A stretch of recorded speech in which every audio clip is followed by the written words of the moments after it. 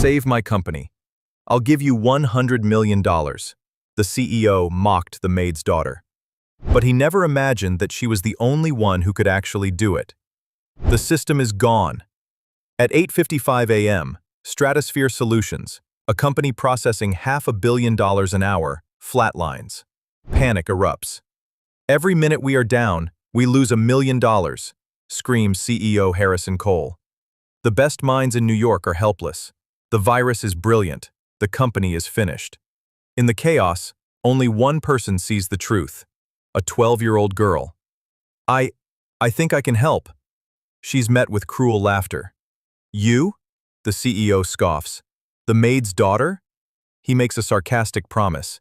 Save my company, and I'll give you $100 million. It was the most expensive joke of his life. In a room full of failing experts, what if she was the only one who knew how to stop the bleeding? It was 5 a.m. when Laura O'Malley pushed her cleaning cart into the lobby of Stratosphere Solutions. The building was a spear of glass and steel piercing the dark Manhattan sky. Laura, at 42, wore her simple uniform with a quiet, tired dignity. On her shoulders, she carried the hopes of her small family. She was a single mother. Her entire world revolved around one person, her daughter, Emily. 14 years ago, Laura had arrived in the city with nothing. She had only a bus ticket and an old photograph of her father. Her father was Sam O'Malley. He was a war hero, a legend in his old unit. He had been a code breaker, a quiet man who saw patterns in chaos. He passed away when Laura was young, leaving her with only his stories and his sharp analytical mind. It was a mind she had passed on to her own daughter. "Mom," a small voice whispered from the lobby entrance. Emily O'Malley, 12 years old, slipped through the automatic doors. Her blonde hair was pulled back in a simple ponytail. She held up a brown paper bag. "You forgot your breakfast. Again." Laura smiled, her face softening. "Emily, sweetie, you should be sleeping. It's too early for you." "I'm not tired," Emily said. Her eyes, the same bright blue as her grandfather's, were already scanning the massive, empty lobby. Emily was special. At school, she did not just get good grades. She solved puzzles that stumped her teachers. Her math teacher once told Laura, "Mrs. O'Malley, I don't know how to teach her. She's already 3 years ahead of the curriculum." Emily saw the world differently. She saw it as a set of interlocking systems. Like her grandfather, she loved patterns. She loved codes. She dreamed of building computers, not cleaning the floors around them. "One day, I'm going to work on the 50th floor," Emily said quietly. She was watching the digital stock ticker run in a silent loop across the marble wall. "But not with a cleaning cart," she added. "I'm going to be an engineer." Laura felt a familiar pang in her heart. She knew how hard the world could be. She knew how people looked at them. "You are the smartest person I know, honey," Laura said, smoothing Emily's hair. "You can be anything." "I know," Emily said. She wasn't bragging. It was just a fact. In the summer, Emily often came with her mother in the early hours. The building was quiet. She would help Laura organize supplies. She polished the brass fixtures. She checked the conference room schedules, but her mind was always working. She watched the engineers who came in early. She watched the security systems. She noticed the flaws. "Mom, why do they use a 6-digit keypad for the main server room?" she murmured while wiping fingerprints off the panel. "It's too easy to brute force. They should be using biometric scanners." Laura would just shake her head, half confused, half amazed. "Just wipe it clean, sweetie." Emily's mind was a sponge. It soaked up everything. "Mom, why do they look right through us?" Emily asked one morning. 2 executives in sharp suits had just walked past, discussing a golf game. They had walked so close, Laura had to pull her cart back to avoid being hit.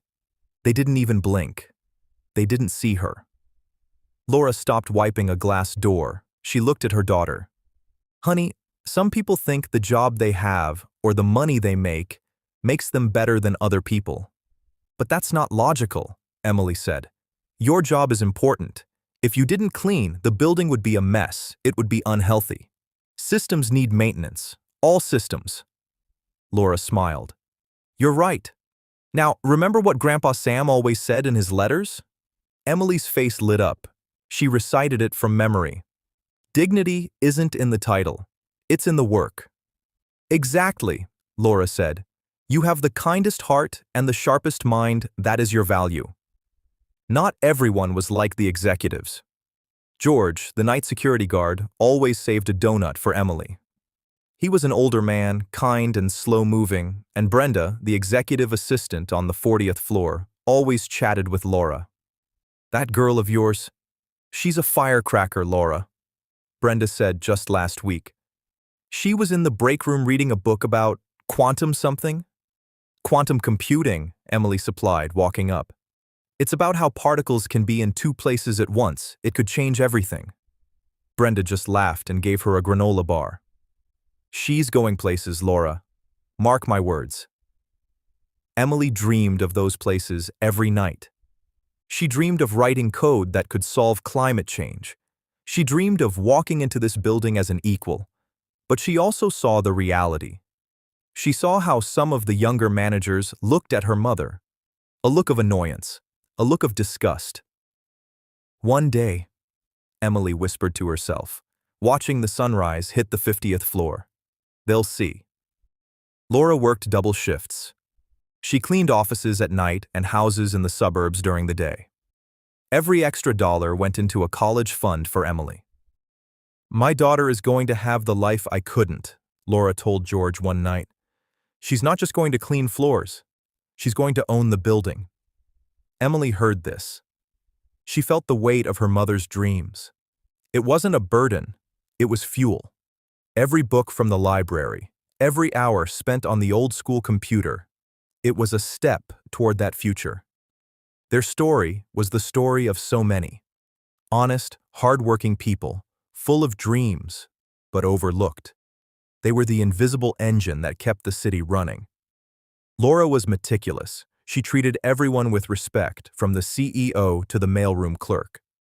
Emily absorbed these lessons. She saw her mother's dignity. She learned that character was more important than a job title.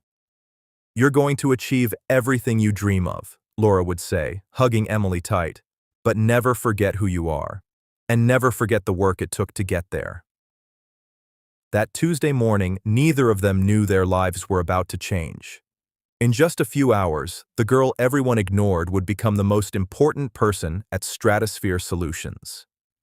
As Emily helped her mother clean the 49th floor executive lounge, she had no idea, she did not know that the entire company would soon depend on her. Her mother had planted seeds of dignity and hard work. Her grandfather had passed down a mind that saw through chaos. Now, those seeds were about to blossom. On the 50th floor, Harrison Cole ruled his empire. He was 58, with a perfectly tailored suit and ice-gray eyes. He saw the world in black and white, winners and losers. To Harrison Cole, people like Laura and Emily were furniture. Brenda, why is that cleaning cart still on this floor? He snapped, walking past. It's 6 a.m. They should be gone. Yes, Mr. Cole, Brenda said, wincing. But the real poison was 2 floors below. Mark Jennings, the chief technology officer. He was 45, ambitious, and deeply insecure. He hated Harrison Cole's arrogance, but he hated people he saw as beneath him even more. Look at that, Mark muttered to a junior programmer, seeing Emily read a sign by the elevator. They're even bringing their children to work now. This place is turning into a daycare. Mark despised uneducated people. He believed success was genetic. You either had it or you cleaned toilets. His ambition was simple: take control of Stratosphere Solutions, and he had a plan. Over the last month, Mark had used his high-level access to build a digital time bomb, a worm, a devastating virus that would lock down the entire company. It would erase critical data. It would sever their connection to the global markets. His goal: create a crisis so massive, the board would blame Harrison Cole. Cole would be fired. And Mark Jennings, the man who tried to fix it, would be the hero he would take over. "Today's the day," Mark whispered, sitting at his desk at 8:55 a.m. He checked his watch. The market was about to open, time to teach the old man a lesson. With a single keystroke, Mark activated the worm. It was silent for about 3 seconds. Then, the entire building went dark. The giant ticker in the lobby froze. The computers on 50 floors went black. The phones died. A terrible, heavy silence fell over the offices. Then the screaming started. "My screen is dead. The system is gone. It's all gone. I can't get a dial tone." Stratosphere Solutions, a company that processed $500 million an hour, was blind, deaf, and dumb. It was as if someone had pulled the plug on the entire building. Harrison Cole burst out of his office, his face purple with rage and panic. "What is happening? Why is everything off?" Mark Jennings ran up, putting on a perfect performance of surprise and concern. "Harrison, we have a catastrophic failure. The core system is down. I've never seen anything like this." "A failure?" Cole roared. "We are processing the Apex merger. That's a $300 million deal. Every minute we are down, we lose $1 million. Fix it. Fix it now." "I'm trying, Harrison," Mark lied smoothly. "But this is bad. You should probably call the board." Harrison Cole felt the floor drop out from under him. The board. They would crucify him, his career, his reputation, his empire. It was all on the line. Down on the 40th floor, Laura and Emily had been trapped when the elevator shut down. They heard the panic, the shouting, the running. "What's going on, Mom?" Emily asked, her voice calm.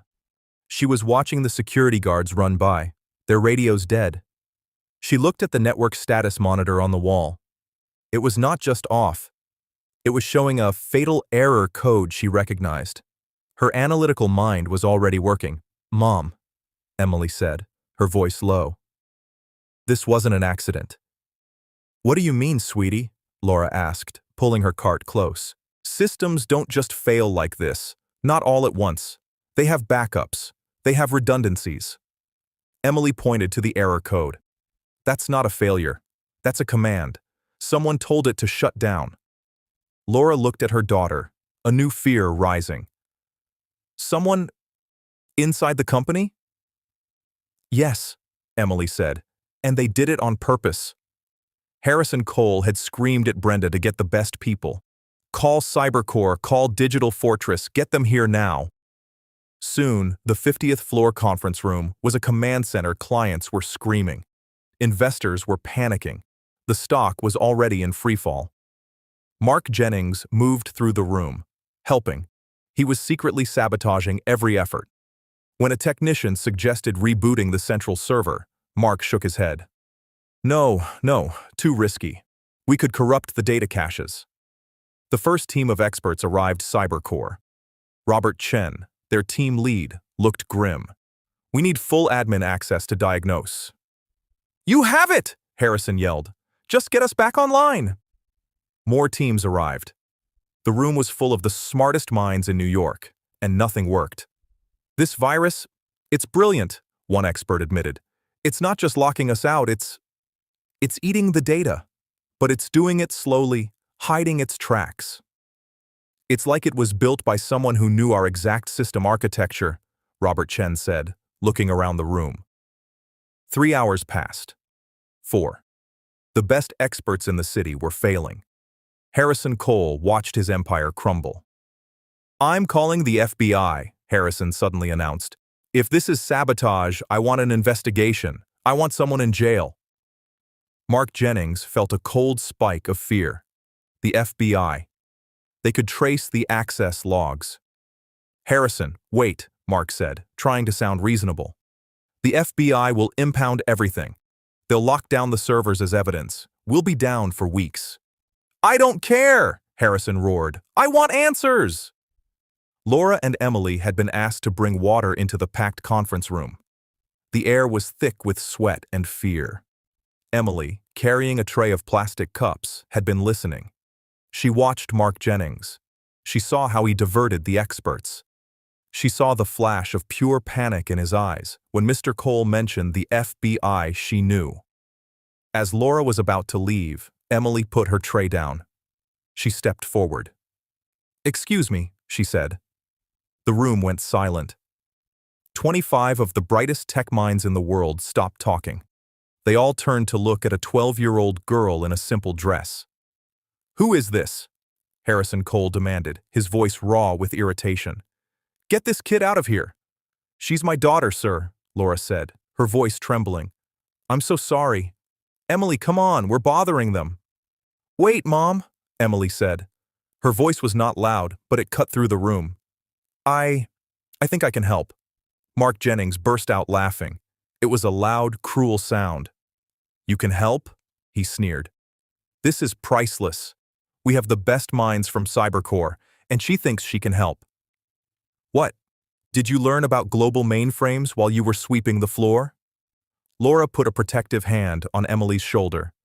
"Sir, please, she's just a child." "Exactly," Mark said. "So get her out. We are trying to save a multi-billion-dollar company." "I know what the virus is," Emily said, looking past Mark, directly at Harrison Cole. The room went dead quiet again. "I know how it was built, and I know why the experts can't stop it." Harrison Cole stared at her. He was a desperate man. He was also an arrogant man. He was being humiliated by a child. He let out a short, bark-like laugh. The sound was terrifying. "You?" he said, his voice dripping with contempt. "The maid's daughter?" He looked around the room, at the chaos. He pointed a shaking finger at Emily. "You save my company, kid. You save my company, and I'll give you $100 million. It was not a promise, it was a curse. It was the deepest sarcasm he could manage. "Now get her. Out!" he screamed. Mark Jennings smiled, victorious. He grabbed Emily's arm. "You heard the man. Go play with your dolls." Laura pulled Emily back, shielding her.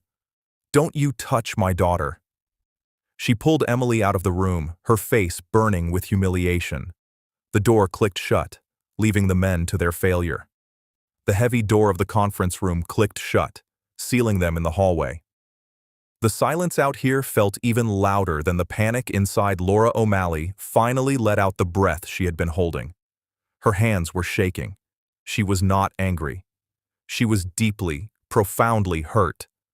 "Oh, Emily," she whispered, her voice thick with tears she refused to let fall. "I am so sorry. That man, Mr. Jennings, the way he looked at you, the way Mr. Cole laughed." She pulled Emily into a fierce hug. "I should never have let you speak. I just wanted to protect you." Emily did not hug her back at first. She was completely still. Her mind was racing. She was not processing the insult. She was processing the data. She heard the faint, desperate typing from inside the room. She saw the error code still frozen on a wall monitor. She saw Mark Jennings's face in her mind, the way his eyes darted to the main server hub when the FBI was mentioned. "He's afraid of the servers being taken," Emily murmured. "That's where the proof is." "What, sweetie?" Laura asked, pulling back to look at her daughter's face. "He's not just blocking them," Emily said, her voice gaining a sharp, clear focus. "He's diverting them. They're looking for one virus, but there are two." "Emily, stop," Laura said, her voice full of pain. "Let it go. These people, they don't deserve your help. They're cruel. Let's just go home." "We can't," Emily said. "The elevators are off." It was a simple, practical statement, but it also meant they were still in the game. "Mom, I need a computer, one that's on the internal network but not a main terminal." "Emily, what are you talking about?" "The assistant's desk, Brenda," Emily said. "She has a workstation on the 40th floor. It has high-level access. It's probably on a separate power backup." "We can't just—" Laura started. "Laura? Emily?" A voice called from down the hall. It was Brenda, the executive assistant. Her face was pale, and she was clutching a stack of papers to her chest. "I can't believe what Mr. Cole said. It was monstrous," Brenda said, her voice shaking. And Mark Jennings. I've never liked that man. Laura nodded, trying to hold on to her composure. It's all right, Brenda. We're going to try and find the stairs. No, Emily said, stepping forward. Brenda looked at her. Emily, Laura warned. They're all going to fail, Emily said, not to her mom, but to Brenda. Her voice was steady. They are wasting time. Mr. Cole is losing millions and the man who did this is in that room, watching them. Brenda's eyes went wide. What are you saying? I'm saying I know who it is. And I know how he did it, Emily said. Brenda looked like she had seen a ghost. Who? Mr. Jennings, Emily said simply. Brenda gasped. Mark? No, he's been trying so hard. He's been pretending, Emily said. He's feeding them bad information. He built a trap, and every time the experts run a diagnostic, they trigger the trap. I don't understand, Brenda said. Emily took a breath. She had to make this simple, clear, plain language. Imagine the system as a house, Emily began. Mr. Jennings built a worm. That worm went in and locked all the doors and windows. That's what shut the building down. All the experts are trying to pick the locks. She paused, making sure Brenda was following. Brenda nodded. But Mr. Jennings also built a spider, Emily continued. The spider is inside the house. It's small and it's hiding. Its job is to burn all the furniture. It's destroying the data, the real data, the client accounts, the merger files. Oh my, Brenda whispered. Here is the problem, Emily said, her voice urgent. The spider is connected to the alarm. Every time the experts try to pick a lock, they set off the alarm. And every time the alarm goes off, the spider burns the house faster. Brenda's face turned from pale to gray. They're making it worse? Yes, they think it's just one virus. It's two. They are working against each other on purpose. It's designed to be confusing. It's designed to make the data unrecoverable. Emily looked at Brenda. They will never find it. In one more hour, there will be nothing left to save. Brenda's mind was reeling. A 12-year-old girl was explaining this, but it made a terrible kind of sense. The panic, the failure, the way Mark Jennings kept telling everyone to be careful. Why did he do it? Brenda asked. He wants Mr. Cole to fail. He wants to be in charge, Emily said. But he can't let the FBI see what he did. So he has to destroy the evidence. That's the spider. He's destroying the proof of his own crime. I have to tell them, Brenda said. They won't listen to you, Emily said. Mr. Jennings will say you are a hysterical woman. Mr. Cole will fire you. Brenda knew Emily was right. So what do we do? Brenda asked. She was no longer talking to a child. She was talking to a general. I need your computer, Emily said. The one on your desk, on the 40th floor. The stairs. It would take 20 minutes to get down there, Brenda said. No, Emily said. The service elevator. The one we use for the carts. It runs on a different circuit. Laura's heart was pounding. Emily, this is too much. You're a child. We could go to jail. Mom, Emily said, turning to her. Her blue eyes were sharp and clear, just like her grandfather's. Remember what Grandpa Sam said? Laura paused. Dignity isn't in the title. It's in the work, Emily said. My work is this. I know how to fix this.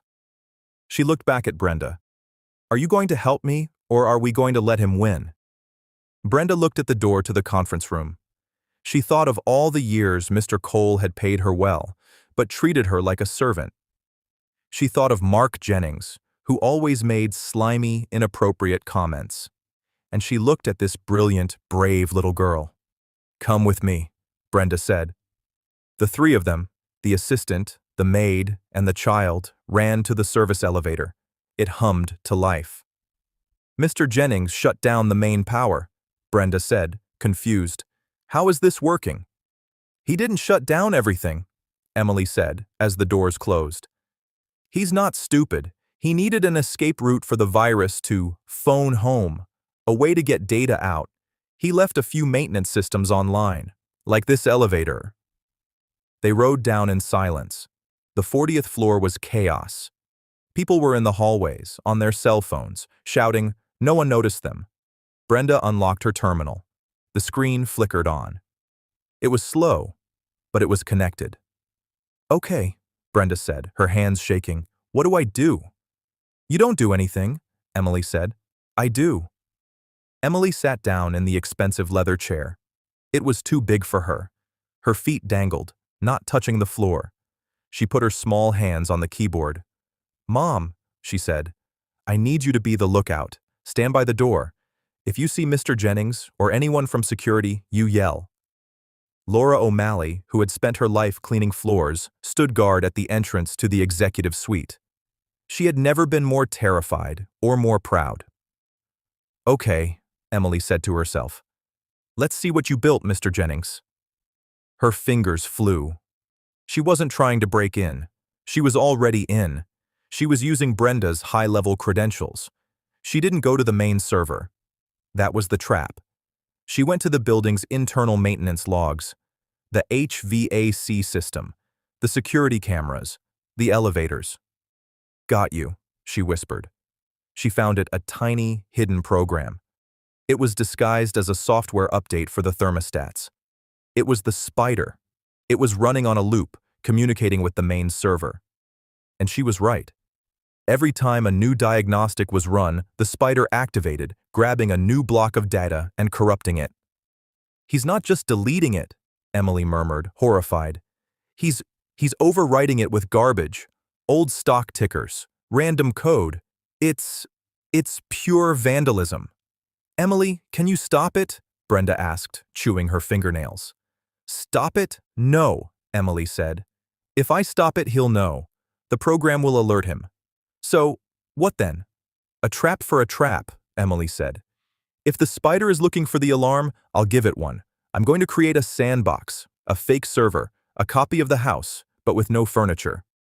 Emily's hands moved with a speed that Brenda could barely follow. She was writing code, lines and lines of it. I'm going to redirect the spider, Emily said. I'm going to tell it that the experts have broken in. I'm going to send it to the sandbox to burn the fake data. It will be so busy trying to destroy my fake files. It won't be able to touch the real ones. It was a brilliant plan. It was the plan of a master strategist. Okay, Emily said, her finger hovering over the enter key. I'm in. The spider is contained. It's trapped in my loop. You did it! Brenda cheered. No, Emily said. That's just step one. I've stopped the bleeding. Now, we have to catch the worm. Back on the 50th floor, the mood had gone from panic to despair. Robert Chen, the head expert from Cybercore, threw his hands up. It's no use, Harrison, he said, slumping into a chair. We've lost. Every time we get close, the data corrupts. It's like it knows we're here. We've lost 6 more data clusters in the last 10 minutes. Mark Jennings was standing by the window, a small, satisfied smirk on his face. It was almost over. Harrison Cole stuttered. He was a broken man. My company. We're looking at total liquidation, his chief financial officer said, his head in his hands. We're done. At that exact moment, Robert Chen's laptop beeped. A single, sharp beep. He looked at his screen. His eyes widened. Wait, Chen said, that's impossible. What? Harrison Cole asked, a tiny, sick flicker of hope. The data corruption, Chen said, typing furiously. It just stopped, right in the middle of a cycle. It's been redirected. Mark Jennings's smirk vanished. His blood ran cold. Redirected? That wasn't part of the plan. What do you mean redirected? Mark snapped, walking over. That's not possible. It's not just possible, it's happening, Chen said, his fingers flying. Someone else is in the system, right now. They've created a parallel data loop, a sandbox, a perfect, beautiful sandbox. Chen looked up from his screen, his face alive with a new, frantic energy. He was no longer a defeated man. He was an artist who had just seen a masterpiece. "Who is doing this?" Chen demanded. "Which one of your teams is this? This is genius." All the other experts shook their heads. "Not me. It's not our work." Mark Jennings started to sweat. "It's probably just a system echo." "That was not an echo," Chen roared. "That was a deliberate, surgical move." He looked around the room, his eyes wild. "Where is she?" "Who?" Harrison Cole asked. "The girl!" Chen shouted. "The maid's daughter, the one who was talking about two viruses, a worm and a spider." Harrison Cole's jaw went slack. "She said, they're triggering it." "She knew," Chen said. "She was right. I thought she was just a kid, but she knew." He grabbed Harrison Cole by the lapels of his $5,000 suit. "Where is that girl?" Chen yelled. "Get her! Get her right now! She is the only person on this planet who knows what is happening." Harrison Cole was stunned. He looked at Mark Jennings. Mark was pale. "Harrison, this is ridiculous. It's a coincidence. You can't seriously—" "Brenda!" Harrison Cole roared into the hallway. "Brenda, find that maid. Find her daughter. I don't care what you have to do. Get them up here." A moment later, Brenda's voice came over the intercom on Cole's desk. They're already here, sir." The door to the conference room opened. Brenda walked in first, then Laura, and then Emily. Every person in the room, the experts, the executives, the lawyers, all turned. Emily O'Malley, 12 years old, walked to the head of the giant mahogany table. She was so small, she could barely see over it. Mark Jennings looked at her, his eyes filled with a pure, murderous hatred. "You," he whispered. Emily ignored him. She looked at Robert Chen. "I contained the spider," she said. "It's trapped in a loop, chasing fake data." Chen just stared at her, his mouth open. "How?" "He routed it through the HVAC maintenance network," Emily said, as if it were obvious. "It was the only system with an open port to the outside. He was careless. He left the port open so he could check on it from home. I just closed the door behind it." Then she turned to Harrison Cole. The most powerful man in New York. The man who had mocked her. "The data is safe, Mr. Cole," Emily said. She pointed a small finger directly at Mark Jennings. "Now, should I tell them how to catch the worm?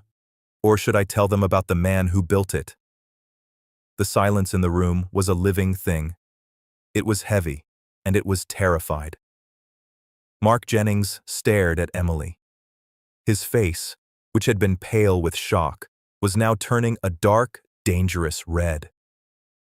"This is a circus," he finally yelled. His voice was too loud, too sharp. "Are you all insane? You're listening to a child?" He pointed a shaking finger at Emily. "She's the one in the system. She's probably working with someone. She admitted she created a sandbox. How do we know she didn't cause all this just to play hero?"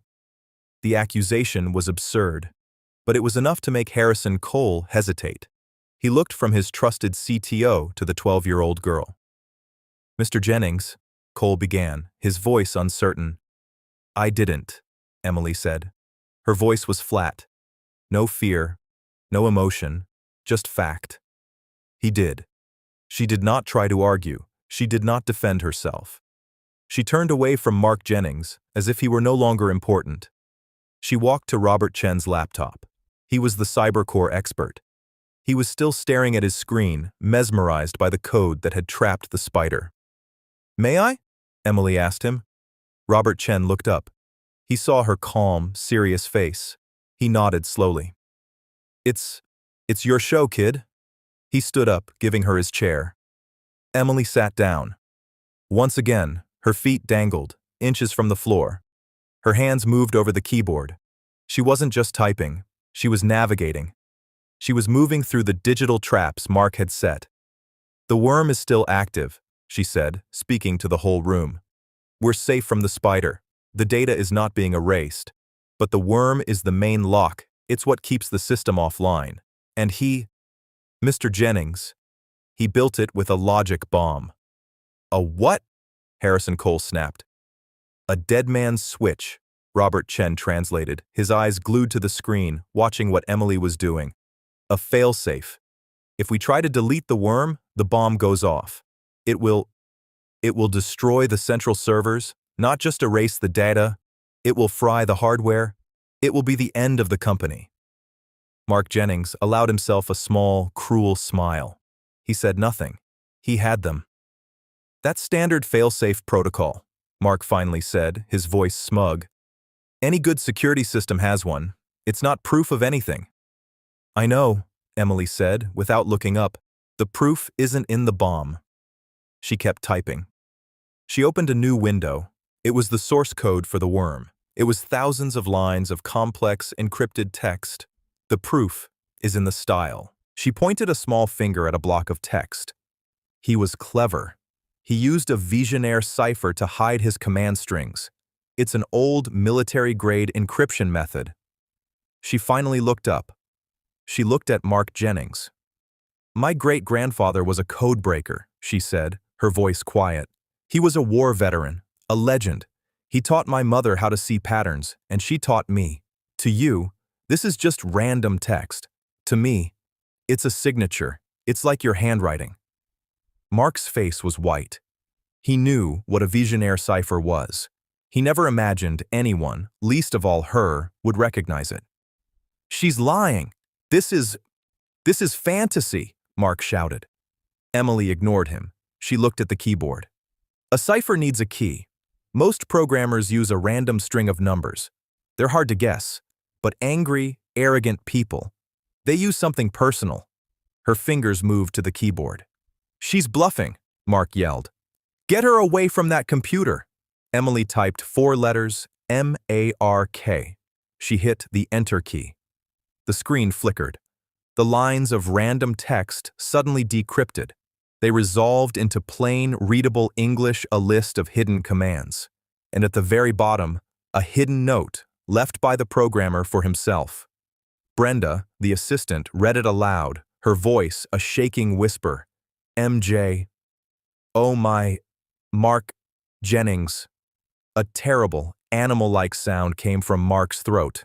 It was over. You little... he screamed. He lunged, not at Emily. He lunged for the laptop. He was going to smash it. He was going to destroy the proof, but he never made it. George, the night security guard, had been standing by the door. He was the one who saved donuts for Emily. He had been called up to the 50th floor to keep the panicking employees out. When Mark Jennings lunged, George's old training kicked in. He didn't move fast. He just moved. He stepped into Mark's path. Mark, a man who sat at a desk all day, ran full speed into George's solid chest. Hold on, Mr. Jennings, George said, his voice calm. He put one large, firm hand on Mark's suit jacket. You don't want to do that. Mark scrambled, trying to push past, Get your hands off me! I am the CTO! Not anymore, Harrison Cole said. His voice was like ice. The rage, the panic, the fear. It was all gone. It had been replaced by a cold, quiet fury. Mark Jennings froze. He looked at Cole. Mark, is this true? Cole asked. It was a formality, they all knew the answer. Mark's composure, his arrogance, his entire life just shattered. It broke apart, right there in the conference room. His body slumped. The fight was gone. He deserved it, Mark whispered, his voice cracking. The old fool. I gave him 20 years of my life, 20 years. I built this place, and he gave the Apex merger to Johnson. He was passing me over. He looked around the room, his eyes wild and pleading. I built it all. It was my work, and he was just going to throw me away. I just wanted to show them. I wanted to show them all that he couldn't survive without me. The confession hung in the air. It was pathetic. It was small. Harrison Cole just stared at him. He didn't yell. He didn't scream. He just nodded once. George, he said, his voice perfectly even, get him out of my sight. What? What are you? Mark stammered. Call the New York Police Department, Harrison said to Brenda. Tell them my chief technology officer has just committed corporate sabotage, grand larceny, and, I don't know, 20 other felonies. I want him in jail. Tonight. George grabbed Mark by the arm. This time, it was not a gentle hold. No! Wait, Harrison, please! Mark begged. Get him out, Cole repeated. George began to pull the weeping, struggling man out of the room. As he passed Laura O'Malley, who was standing by the door, Mark looked at her. You, he spat. You! This is your fault! Laura just looked back at him, her face sad. She said nothing. And then he was gone. The room was quiet again, but the tension was still there. The computers were still dark. Robert Chen cleared his throat. Mr. Cole, he was right about one thing. The logic bomb. It's still armed. The worm is still in the system. All eyes went back to Emily. Harrison Cole looked at the small 12-year-old girl sitting in his expert's chair. His entire empire, his life's work, his reputation, all of it was in her small hands. His tone was different now. The mockery was gone. The arrogance was gone. He was humbled. Miss O'Malley, he said. The use of her formal name was a sign of a new, profound respect. Can you fix it? Can you save us? Emily was still looking at the screen. She was studying the code. He thinks he's smart, she said quietly. But he's just angry. And angry people make mistakes. They get predictable. What do you mean? Chen asked, leaning in. He built a dead man's switch, Emily explained. It's designed to destroy everything if he gets caught. But he also built it so he could turn it off. A back door, Chen breathed. Of course. He'd want a way to stop it, just in case he needed to regain control himself. He's an arrogant man, Emily said. He used his own name as the key for the cipher. He probably used another one to hide the back door. She looked back at the lines of code. The signature. It's not just a note, Emily whispered. It's a command. Her fingers flew. She copied the string, pasted it into a command prompt. She hit enter. A new window opened on the screen. It was black, with simple white text. Fail-safe controls accessed. Enter disarm key. He was logging his own initials? Chen said in disbelief. That's insane. No, Emily said. That's lazy. What's the key? Cole asked, his hands clenched. Emily looked at the keyboard. She thought for a second. What does a man like Mark Jennings love? What does he value? He didn't love the company. He didn't love the people. He just loved himself. She typed one word. Genius. She hit enter. The screen flashed. Invalid key. Attempts remaining. 2. A cold sweat broke out on Harrison Cole's forehead. Emily, Laura whispered from the door. Emily took a breath. Okay, not genius. What else? What did he shout? I built this place. 20 years. She thought. He was passed over for the Apex merger. That's what started it. She typed. Apex. Invalid key. Attempts remaining. 1. Oh God, the CFO moaned, sinking into a chair. We're done. One more guess. The room was silent. If she was wrong, the servers would fry. Emily closed her eyes. She pictured Mark. She pictured his office, which she had cleaned so many times, the photos on his desk. There were no photos of family, no photos of friends, just photos of him. Him on a boat, him getting an award, him with the mayor. He's a narcissist, Emily whispered. He told us. What? Cole asked. He used his name, M-A-R-K. He used his initials, M-J. She looked at the screen. He's not complicated. He's just simple. She typed the key, password, failsafe disarmed. Robert Chen actually laughed, a short, sharp bark of disbelief. Password? He used password? He hid the door so well, Emily said. He never thought anyone would find it. He didn't need a strong lock. She took a deep breath. She moved the mouse. She highlighted the entire worm file, a file that represented 20 years of Mark Jennings's rage. Her small finger moved to the delete key. She pressed it. For a second, nothing happened. Then a small ding sound echoed from the laptop. The file was gone. On the wall, the giant stock ticker, frozen for 6 agonizing hours, flickered, and then it came to life. The numbers started to move. The stock, which had flatlined, was suddenly trading again. In the corner, the digital clocks on the wall, which had been stuck at 8:55 a.m., all flashed. They reset. 3:02 p.m.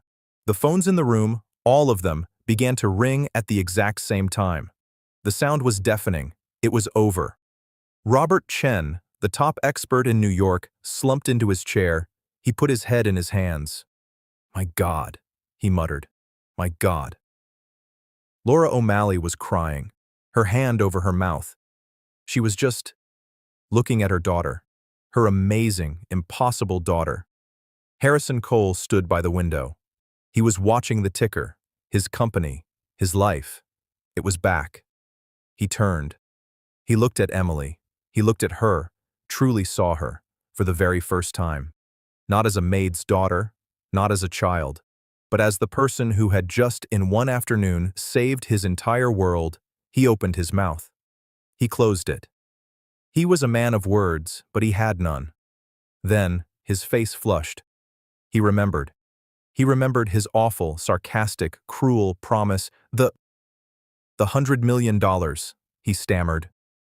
Emily, who had been quietly logging out of Robert's computer, looked up. "Mr. Cole, it was a joke," he said, his voice pleading. "A terrible, terrible joke. I was a fool. Emily was quiet. She just looked at him with those clear, intelligent eyes, the eyes of her grandfather. "I know," she said. But a promise is a promise," Cole said, his mind racing. "The board, I'll have to. I can't." Emily shook her head. "I don't want your money, Mr. Cole." The entire room stared. I don't understand," Cole said. Emily stood up from the chair. She walked over to her mother, who was still by the door, holding her cleaning cart. Emily put her hand on the cart's handle. "You mocked my mother," she said. Her voice was not angry. It was just true. "You laughed at me. You told Mr. Jennings to throw me out. You and men like him have been laughing at people like us for a long time." Cole flinched. It was the truth. "I don't want a reward, Mr. Cole," Emily said. "I don't want a prize for doing the right thing. My mother taught me better than that." She looked him right in the eye. "I want a job." Harrison Cole was stunned. "A job? You're 12. "I know," Emily said. "I'm not asking for a job for myself. Not today." Robert Chen, the cybercore expert, let out a short laugh. He looked at Harrison Cole. "Harrison, are you blind? A job is an insult."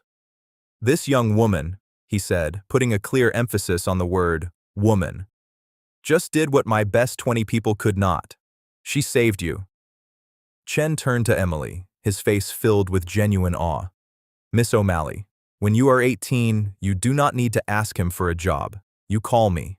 I won't give you a job. I'll make you a partner." Emily gave him a small, respectful smile. "Thank you, sir. But I want to build things, not just fix them when they're broken." She turned her gaze back to Harrison Cole. The power in the room had shifted. It was no longer in the hands of the man in the corner office. It was in the hands of the maid's daughter. "I want a scholarship," Emily said, her voice clear. "The best education. I want you to fund my college. All of it. MIT, Stanford. Wherever I choose to go. I will get the grades. You will pay the bills." "Yes," Cole said immediately. "Of course, anything." "And I want a job for my mother," Emily continued. Laura O'Malley, who had been watching her daughter with tears in her eyes, gasped. "Emily, no, sweetie. This isn't for us." "Yes, it is, Mom," Emily said, her voice softening. "She has the sharpest eyes in this building. She's not just a maid. She's a manager. She's been doing it for free for 10 years. Emily looked at Brenda, the assistant, who nodded in vigorous agreement. "Brenda," Cole said, his voice firm. He was making a decision. Effective immediately, Laura O'Malley is the new head of building logistics and operations at double her current salary. Laura covered her mouth, a sob of shock and gratitude escaping. And an internship, Cole said, looking back at Emily. A paid internship, for you. Every summer. You won't be in the mailroom. You'll be in my research and development department. He looked around. Is that enough? No, Emily said. The room, which had been relaxing, tensed up again. What? Cole asked, confused. I still want the $100 million, Emily said. Cole's face went pale. But, you said, I don't want it for me, Emily said. I want you to create a fund, a new one. The O'Malley Fund for Education. She pointed to the doorway, where her mother's cleaning cart still stood. It will be for the children of every janitor, cook, security guard, and mailroom clerk in this company. The people you look through every day. They work just as hard as you. Their children are just as smart as yours. Now, they will have the same chance. This was the final stroke. Harrison Cole was not just humbled. He was not just defeated. He was being rebuilt. He saw his entire life. The arrogance, the casual cruelty, the people he had stepped on. He was not looking at a 12-year-old girl. He was looking at a person of immense, terrifying character. I will, Cole said. His voice was thick. It's the first thing I will do tomorrow. He walked, not like a CEO, but like an old man. He stood in front of Emily. He offered his hand. Miss O'Malley, he said, you are the most impressive person I have ever met. Emily shook his hand, her small hand in his. My mother's father was Samuel O'Malley, Emily said, her voice quiet. He was a war hero, a code breaker. He always said, dignity isn't in the title, it's in the work. You have a lot of work to do, Mr. Cole. At the name, Harrison Cole's head snapped up. His eyes went wide. A strange, new light came into them. Samuel O'Malley? He whispered. From the army? Silent Sam? It was Laura's turn to be shocked. She stepped forward. You knew my father? Harrison Cole looked at Laura, then at Emily. He looked as if he had seen a ghost. Knew him, he said, his voice cracking. My God, when I started this company, I was a kid. I was 25, I had nothing. I was rejected by every bank. He pointed out the window. I was in a small office, about to lose it all. I went to one last bank, a small local branch. The loan officer, he took a risk on me. A man who saw patterns, a man who saw something in me. He was looking at Laura, but he was seeing the past. It was Sam O'Malley. He approved my first loan. He saved me. He gave me my start. Cole's eyes filled with tears.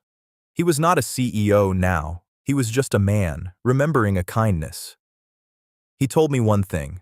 He said, I see the patterns in you, kid. You'll do well. Just don't forget the people who open the doors for you. He looked at Emily.